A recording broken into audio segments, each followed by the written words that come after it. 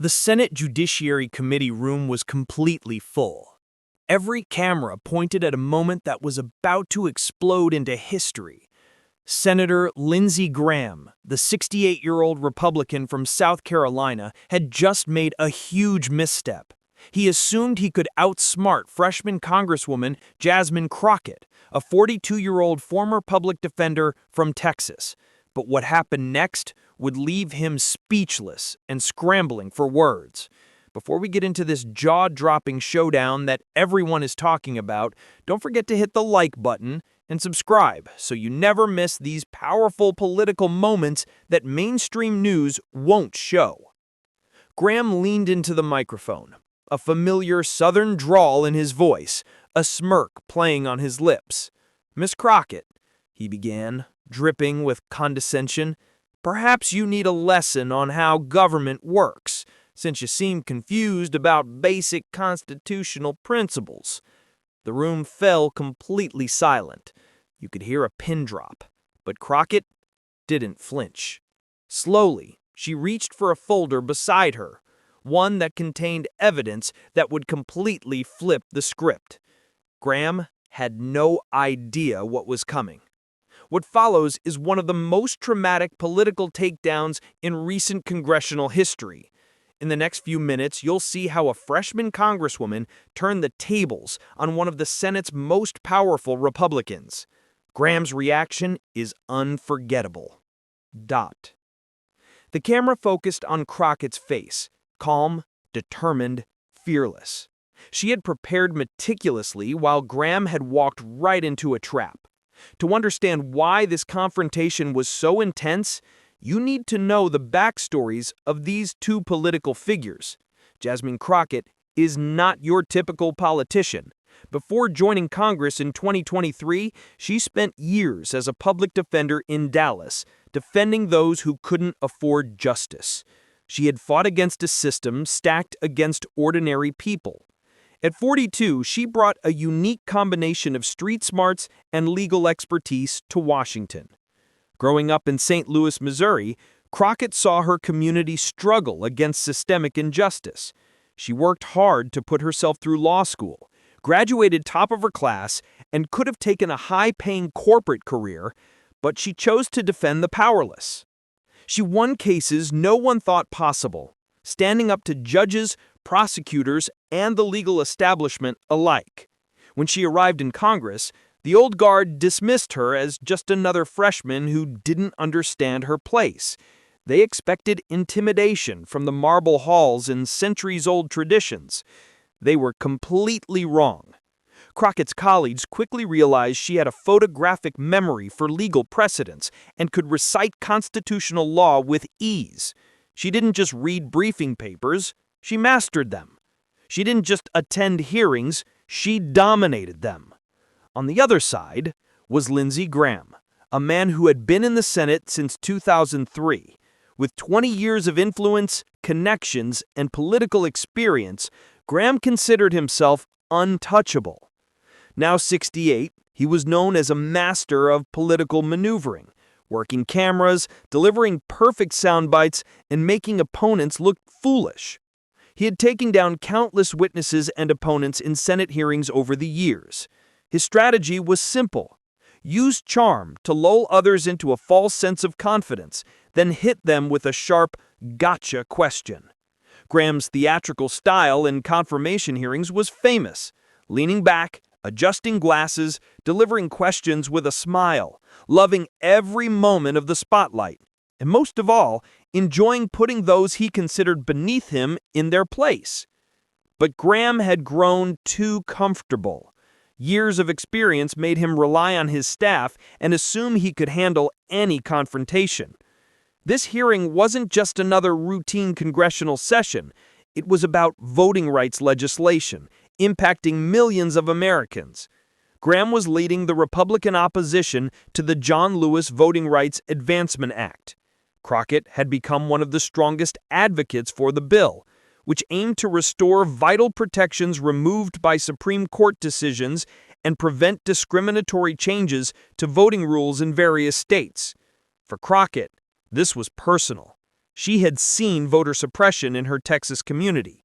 For Graham, it was about preserving Republican power in southern states. He framed his opposition around states' rights and constitutional language, but the real motivation was political. The hearing was broadcast live on C-SPAN, streamed on social media, and watched by millions for a primetime political showdown. Crockett had spent weeks preparing, analyzing every speech, interview, and tweet Graham had made about voting rights. She had uncovered contradictions, hypocrisy, and evidence to counter him, and she was ready with receipts. Graham opened with his trademark condescending smile. "Ms. Crockett, you keep talking about voter suppression, but voter turnout in Texas increased in the last election. How can you claim suppression when more people are voting?" It was a classic Graham opening, arrogant, confident, and expecting an easy win. Graham tried to use a misleading statistic to make Crockett look uninformed. He leaned back in his chair, clearly pleased with himself.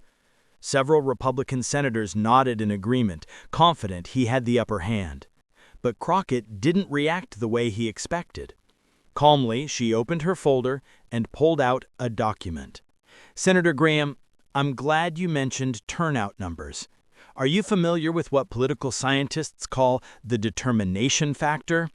Graham's confident smile faltered slightly. This wasn't the response he had anticipated. "I'm not here for a lecture, Miss Crockett," Graham said, a hint of irritation in his voice. "Oh, this isn't just academic," Senator Crockett replied firmly, her voice clear and steady. "This is real. The determination factor shows that when voters face obstacles, those who overcome them are motivated than average. High turnout in the face of suppression doesn't mean suppression isn't happening. It shows that people are fighting even harder to make their voices heard." She held up a chart. In Texas, voters in minority districts waited an average of 6 hours to vote. 6 hours, Senator. In predominantly white districts, the wait was only 45 minutes. People stood in line for 6 hours because they were determined to vote despite the obstacles. That's not freedom, Senator. That's obstruction. Graham shifted in his seat, clearly uncomfortable. Being lectured, especially by a freshman congresswoman, was not part of his plan. He tried to regain control.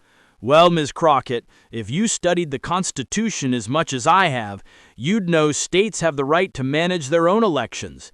It's called federalism. Maybe law school didn't cover that thoroughly for you." The audience gasped at the personal jab. Graham was attempting to embarrass her, reminding everyone who was the experienced statesman and who was the newcomer. But Crockett didn't flinch. Instead, she smiled, not nervously, not politely, but knowingly, like a strategist watching her opponent step right into a trap. "Actually, Senator Graham, I am very familiar with federalism. I'm also very familiar with the 15th Amendment, which you seem to have overlooked. Would you like me to remind you what it says?" Without waiting for a reply, she continued, "The right of citizens to vote shall not be denied or abridged by the United States or by any state on account of race, color, or previous condition of servitude. And here's the part you may have forgotten. Congress shall have the power to enforce this article by appropriate legislation." That's not states' rights, Senator. That's a federal constitutional mandate. But you already know that, right? Graham was flustered. His usual tactics weren't working. He tried a dismissive, humorous approach. "Oh, Miss Crockett, quoting the Constitution at me like I haven't read it 1,000 times. I was a military lawyer. I've forgotten more constitutional law than most people ever learn." He chuckled, glancing at his Republican colleagues for support. Some laughed, but it sounded forced. Crockett leaned forward, calm and confident. "You know what, Senator? You're right. You've forgotten a lot. Would you like me to remind you of a few things you might have overlooked?" She pulled out another document, and Graham's eyes narrowed. "Senator Graham, on March 15, 2006, you gave a speech on this very floor. Do you remember what you said about voting rights?" Graham waved his hand dismissively. I've given thousands of speeches. I can't remember them all. Let me refresh your memory, Crockett said, reading from the document.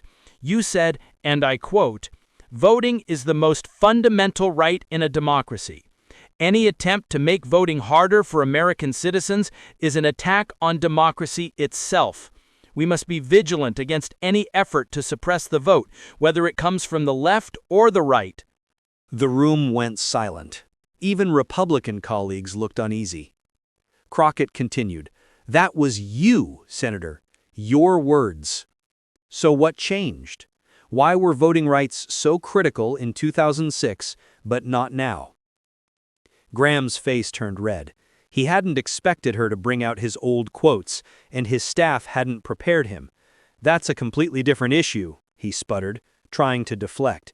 "You're taking my words out of context." "Am I?" Crockett asked, innocently. "I have the full transcript here. Would you like me to read the entire speech? I have time." "This is ridiculous." Graham's voice rose. "You're playing gotcha politics instead of focusing on real issues." Crockett remained calm, which only made Graham seem more unhinged. "Senator, there's no issue more real than protecting the right to vote. You've said it yourself multiple times." She pulled out another paper. "On June 22, 2013, you told Fox News, voter ID laws are common sense. We need to ensure only legal citizens vote, but every legal citizen must be able to vote. It's a balance." Then on August 9, 2015, you tweeted, "Making people wait hours to vote is un-American. We need more polling places, not fewer." "And another one," Crockett continued, pulling out another quote. "On October 30, 2020, you told CNN, if we make voting too hard, we're no better than the dictatorships we criticize." With each quote she presented, Graham sank a little lower in his chair. His staff behind him frantically scrolled through their phones, searching for a response, but came up empty. Just when it seemed like Crockett had delivered enough powerful blows, she revealed she was just getting started. "But, Senator Graham," she said, "I haven't even reached the most interesting part yet. I didn't just research your public statements. I studied your voting record, and it tells a very different story." Graham's instincts as a lawyer kicked in. "What are you implying, Miss Crockett?" "I'm not implying anything, Senator," she replied calmly. "I'm stating facts. In 2006, when Republicans controlled Congress, you voted yes to expand voting access. In 2008, with Democrats in power, you voted no on the exact same provisions. 2014, Republican control again, you voted yes. 2021, Democratic control, you voted no." She held up a chart showing his voting pattern. "Your support for voting rights appears to change depending on which party benefits. That's not principle, Senator. That's politics."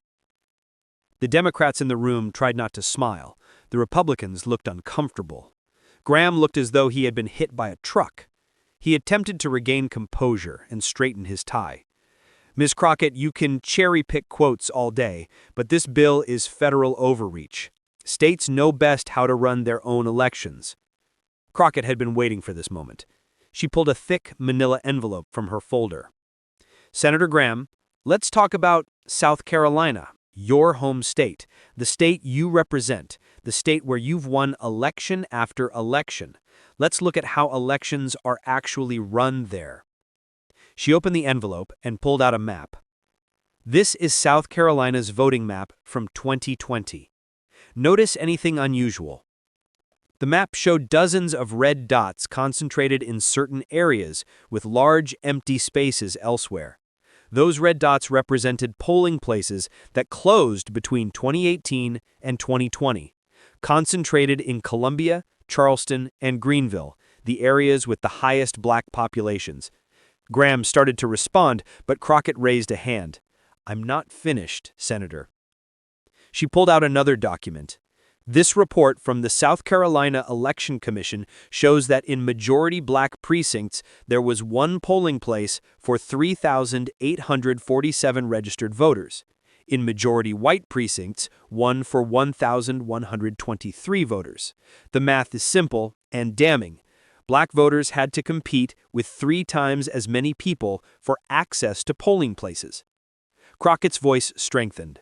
These closures happened after the Shelby County versus Holder decision in 2013, which removed federal oversight for states with histories of discrimination.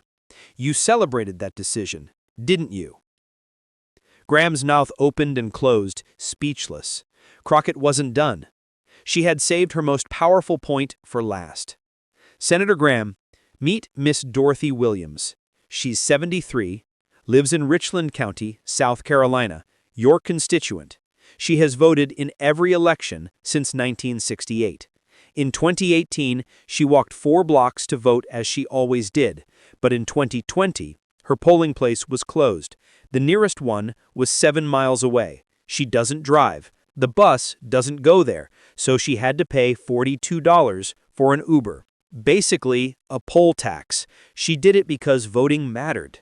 How many others couldn't afford to do the same? She pulled out another photo. Mr. James Patterson, 28, construction worker from Orangeburg County. He arrived at his polling place at 6 a.m. before work. The line was already 3 hours long. He had to choose between voting and feeding his 3 children. He chose his job. And Miss Maria Santos, 34, nurse from Greenville. She worked a 12-hour shift and got to the polls at 6:30 p.m. The line was still 2 hours. The polling place closed while she waited. She was told she could vote provisionally, but provisional ballots in South Carolina are rejected 3 times as often as regular ballots. With each story and photo, the room grew quieter. Even some Republican senators shifted uncomfortably. These are your people, Senator. The people you swore to represent. The people whose right to vote you once said was fundamental and sacred. So I'll ask again, what changed? Graham's face had gone from red to pale. His hands trembled slightly as he reached for his water glass. When he finally spoke, his voice had lost all confidence. You don't understand the complexities, he stammered. I understand perfectly. Senator Crockett interrupted, standing confidently. I understand that when it's politically convenient, you support voting rights. When it's not, you don't. I understand that you're willing to make it harder for your own constituents to vote if it helps your party stay in power. I also understand that you thought you could embarrass me today. You thought lecturing me about the Constitution and federalism would make me look foolish. Instead, you've shown everyone watching exactly who you really are. As she packed up her folder, Crockett delivered one last devastating point. Oh, and Senator Graham, that comment about studying the Constitution longer than I've been alive? I'm 42 years old. You earned your law degree in 1981. That's 42 years ago. So technically, I've been alive exactly as long as you've been studying the Constitution. The difference is, I actually remember what I've learned. The audience couldn't help themselves. People laughed out loud, and even some Republicans covered their mouths to hide their smiles. Graham sat defeated. His plan to humiliate the freshman congresswoman had backfired spectacularly. Instead of making her look inexperienced, she had exposed him as a hypocrite whose principles changed with political convenience. Senator Graham, the committee chair finally broke the silence. Do you have a response? Graham mumbled something about reviewing the data and moved on to the next witness. But everyone in the room knew what had happened. The senior senator had tried to outsmart the freshman representative and failed. What Graham didn't realize was that the entire exchange had been live-streamed. Within minutes, clips were shared across social media. The hashtag #CrockettDestroysGraham began trending. The moment she said, "I remember what I've learned," quickly became a viral meme. News outlets ran headlines like, "Freshman Representative Jasmine Crockett fact-checks Lindsey Graham," and "Graham attempts to school Crockett on Constitution. Get schooled instead." One analyst said on CNN, Graham thought he was dealing with a rookie. He didn't do his homework. Crockett came prepared for war. Within hours, the video had been viewed over 10 million times across multiple platforms. Hashtag Crockett Destroys Graham wasn't just trending, it became the #1 trend worldwide. But this was more than just a viral moment. It was a political earthquake. Graham's office was flooded with calls, not only from critics, but from his own constituents, including many people Crockett had mentioned in her hearing. And Dorothy Williams, the 73-year-old voter who had to pay for an Uber to cast her ballot, became an overnight sensation after posting on Facebook, "Thank you, Representative Crockett, for telling my story. Senator Graham has never once asked me about my voting experience." The South Carolina chapter of the NAACP immediately called for town halls to discuss voting access. Local news stations began investigating polling place closures. Suddenly, people everywhere wanted answers about why their polling locations had been shut and who made those decisions. Graham attempted damage control. The next day, he went on Fox News, his usual comfort zone, expecting soft questions. But even the hosts couldn't ignore what had happened.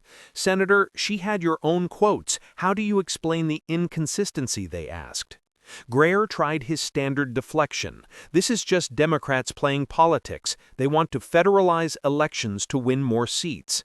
But it fell flat. Viewers online commented that Graham looked defensive and couldn't answer why he had changed his position on voting rights. Other Republican senators started distancing themselves. Senator Susan Collins said to reporters, "I believe voting rights are important for all Americans." Senator Mitt Romney added, "We should make voting accessible while also secure." Meanwhile, Crockett became a Democratic superstar overnight. She appeared on The Late Show with Stephen Colbert, receiving a standing ovation just for walking out on stage. "I wasn't trying to go viral," she said with a smile. "I was just standing up for voting rights." Behind her calm demeanor, Crockett knew exactly what she had accomplished. She had proven that the new generation of Democratic leaders wouldn't be pushovers. They would come armed with facts, evidence, and courage to challenge entrenched power. Senior Democrats took notice. Nancy Pelosi personally called to congratulate her. "You did what many of us have wanted to do for years."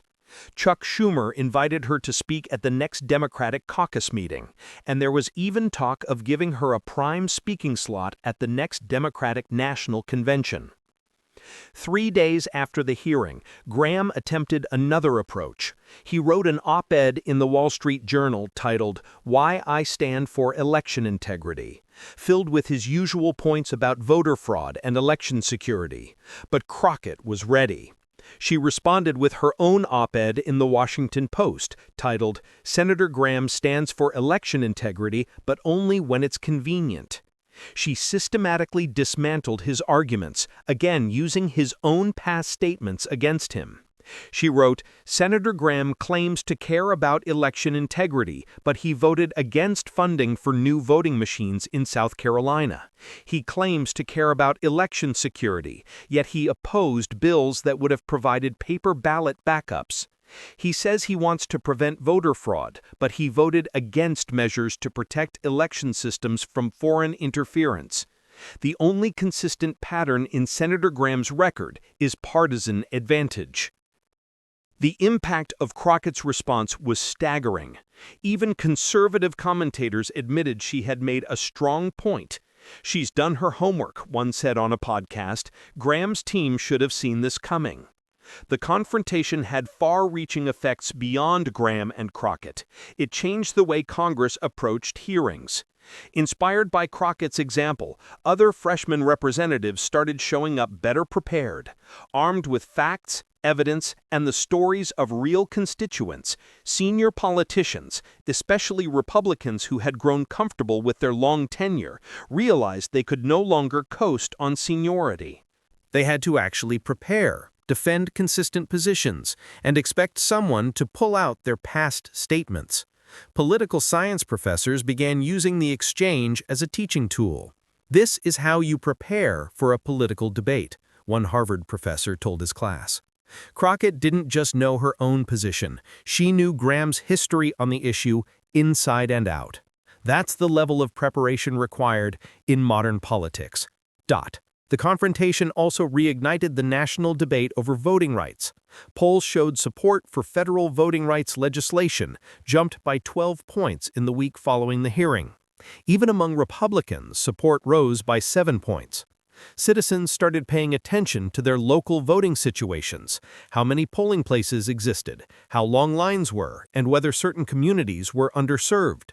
Local news outlets across the country began investigating and often found patterns similar to what Crockett had revealed in South Carolina. The pressure intensified.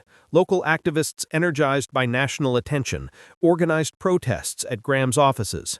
They brought photos of closed polling places, personal stories of voters who had been blocked, and demands for change. Graham's approval rating in his home state plummeted. Even among Republicans, only 52% approved of his performance. Independents, just 31%. Black voters in single digits. For Jasmine Crockett, this was only the beginning. Publishers reached out about book deals. Speaking agencies invited her to events. There was even speculation about a potential Senate run in Texas. Yet she stayed focused on the issue. "This isn't about me," she said repeatedly in interviews. "It's about protecting the right to vote for every American." Crockett used her newfound platform to advocate for voting rights, speaking at rallies, visiting churches, and meeting constituents nationwide. Everywhere she went, people wanted to hear the story of how she challenged Lindsey Graham, and she always said the same thing.